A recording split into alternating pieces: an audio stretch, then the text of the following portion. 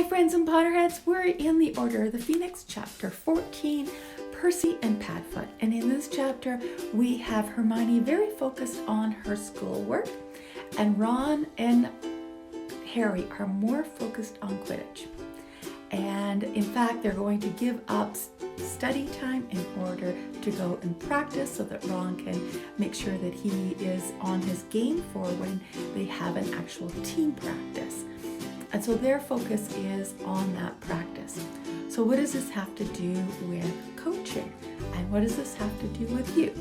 Well, when we have values where we've placed a high concentration of importance to ourselves in that value, we will devote more time to that area.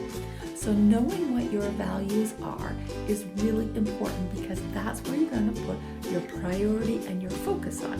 Now, Hermione is very much priority is about getting good grades, doing well at Hogwarts so that she can have a profession in the magical world. It's very high priority for her. Ron and Harry are more focused on friendship and fun, something that they love to do. Quidditch is very much fun. It focuses in on their friendship, so their priorities are very different than Hermione's. I want you to look at what are your priorities? What is important to you? And how are you spending your time and energy? And that's going to make a big difference.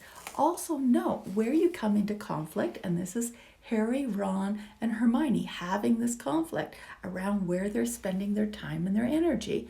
Where you spend your time and energy is going to potentially cause conflict with somebody else because their priorities are very different.